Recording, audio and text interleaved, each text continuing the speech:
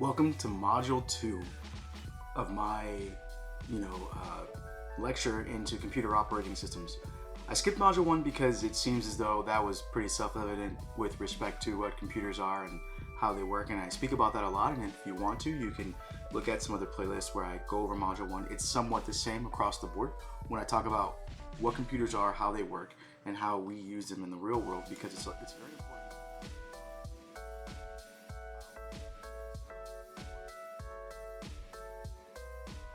We're using. With that being said, I do want to get into Module 2.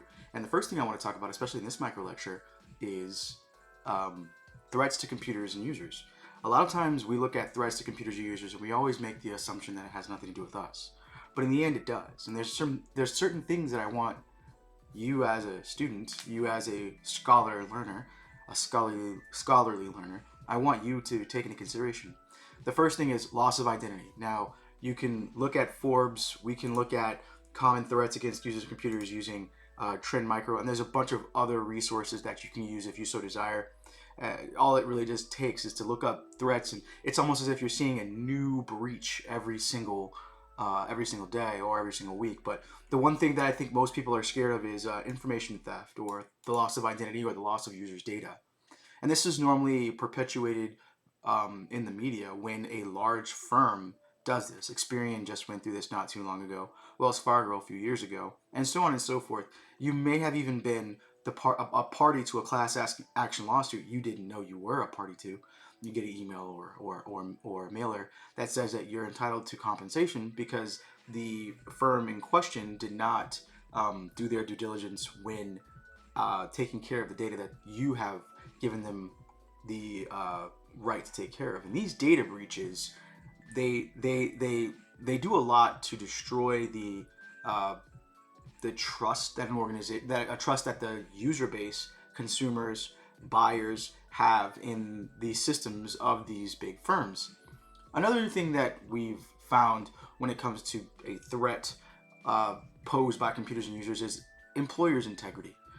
We can go back to Eric Snowden, where he, rightfully so, wrongfully so, however you look at it, was chastised by the United States government for the information that he disclosed about the war in Iraq, even though that information was confidential, secret, or top secret. This is a big risk, especially when you have insiders at organizations that are going against what that organization is putting out as data with respect to what they want the real world to know. And this can be perpetuated via actual employees that are doing things, but at the end of the day, the employer's integrity is in question. The last three are interesting, and we've just touched on it, but job loss, violation of government regulations, and cybercrime. A lot of what we hear is, or we assume to be, cybercrime, but it might not always be. What happens when we are faced with the four major cyber threats? And I do like the way that Forbes, and I want to shout them out, I do like the way that Forbes has identified some of the ways you can protect yourself, but also what are the big ticket things that you need to watch out for. We've all heard about ransomware, and I know for a fact that on your phones you guys get cold calls from robots or robocallers that want to sell you something or ask you questions that might be quite invasive politically or information wise. I know there was 10 years ago, 15 years ago, most folks were getting that email from that Nigerian prince that was trying to enrich us, only to find out that that was a scam as well. And these ransomware slash phishing slash vishing slash smishing is SMS phishing, vishing is voice phishing, and phishing itself, phishing, is the idea that you're out there trying to catch unsuspecting users in your malicious caricature of something that might benefit them.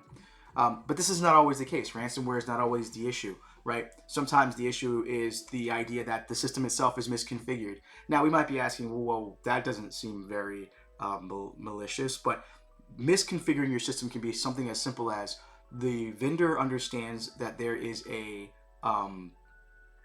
risk with their specific patch or with their specific system, so they put out a hotfix or a patch to fix that, so that it's not compromised later on down the road. And it is up to the individuals in your organization to ensure that they're taking the time to make sure that that's taken care of. Either way, I want to stop there. This was supposed to be a really quick micro lecture to discuss this. I like to use content that comes literally from the actual internet versus what I find in textbooks and whatnot. So either way, I'm going to stop this recording to get on to the next one.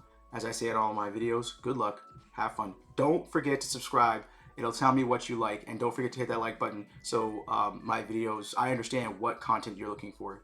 But either way, good luck, have fun, ciao.